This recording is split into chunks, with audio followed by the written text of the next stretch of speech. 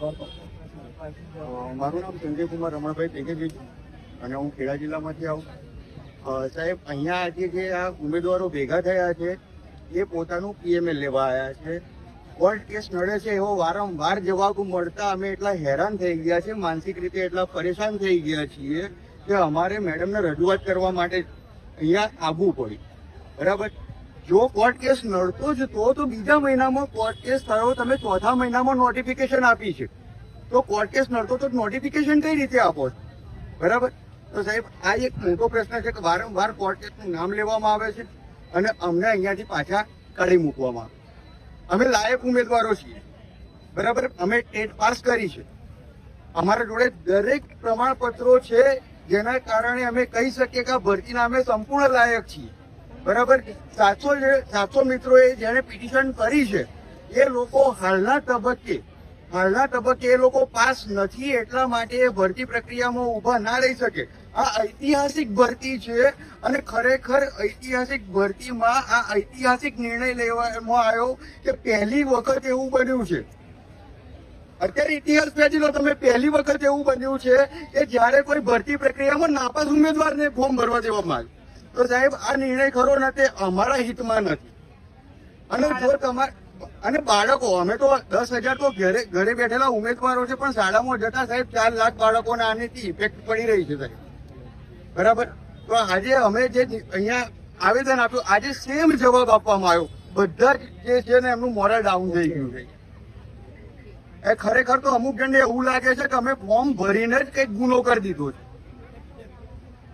બરાબર, તો અમે ચોક્કસપણે કહીએ છીએ કે જો 7મી તારીખ સુધી અમારું પીએમએલ ઘોષિત ના કરવામાં આવે, અમારી ભરતી પ્રક્રિયા આગળ ના વધારવામાં આવે, અમને શિડ્યુલ ના આપવામાં આવ્યું, અમે 7મી તારીખે વેબસાઇટ ઓપન કરીએ એ વખતે અમારું પીએમએલ નહીં હોય 7 તારીખ સુધીમાં, તો અમે 9મી તારીખે સોમવાર છે આનાથી વધારે સંખ્યામાં આવી અને ધરણા કરીશું, આ મરણાંત ઉપવાસ કરી નાખીશું. સાહેબ, અમારી જોડે કોઈ ઉપાય નથી હવે. બરાબર, હેરાન થઈ ગયા છીએ અમે, ગરીબ માણસો છીએ, અમારો કેટલો હક મારશો હવે? બરાબર સાહેબ, અમારે જો આમે અમારી જોડે શું થઈ રહ્યું છે, અમે વારંવાર આવીએ છીએ, વારંવાર પાછા કાઢી મૂકવામાં આવે છે. આવું બધું કરો એના કરતા સાહેબ ખરું છે તો પછી અમને આ મરણાંત ઉપવાસ પર ઉતરી જવા દો, જેથી કરીને કદાચ ભરતી બલિદાન માંગતી હશે તો આ બધા 10,000 શિક્ષકોનું બલિદાન લઈ લો. બરાબર છે, બીજું અમે શું કહી શકીએ આપણે? કારણ કે અમારા પક્ષે બોલવા વાળું કોઈ નથી. આજે અમારા પક્ષે બોલવા વાળું કોઈ નથી. સરકારી ખાતામાં જે અધિકારી બેઠા છે એક જ વસ્તુ કહે છે કે તમે આવું કરો. અમને તો રીતસર જવાબ આપવામાં આવે કે ભરતી પ્રક્રિયા કોર્ટ કેસના કારણે અટકી ગઈ. સાહેબ, એકનો એક જવાબ જો તમને વારંવાર આપવામાં આવે તો તમારા ઘરે રોજ એકનું એક ભોજન બનાવવામાં આવે તો તમે ત્રાસી જાઓ કે ના ત્રાસી જાઓ? તો અમે તો ત્રાસી જ ગયા છીએ સાંભળી. અને કેટલા આવેદનો આપવાના સાહેબ? 5-10 કિલો આપી દીધી હશે અમે આવેદનોનું સ્વરૂપ, પણ નથી આપવામાં આવતું. અમારે કઈક કરો તમે. અરે શોભે જ નહીં કે ભાવિ શિક્ષકને રોડ ઉપર ઉતરીને આજે ભીખ માંગવી પડતી હોય, કોઈ રીતે શોભતું નથી સાહેબ. બરાબર છે, આ ગુજરાત મોડેલ સાહેબ આવું તો ના હોય છે. શિક્ષણ ક્ષેત્રે જો આવું કંઈ થઈ રહ્યું છે અને એનું સંજ્ઞાન લેવામાં નથી આવતું તો આને ગુજરાત મોડેલ ના કહી શકીએ.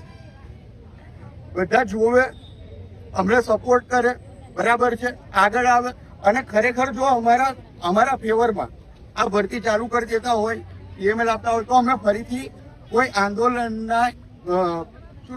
આંદોલન વિશે અમે વિચારી જ નહીં રહ્યા.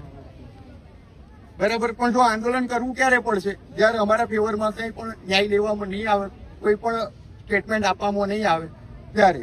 7મી તારીખે પીએમએલ, નહીં તો 9મી તારીખે આંદોલન. રાઈટ, મહા આંદોલન.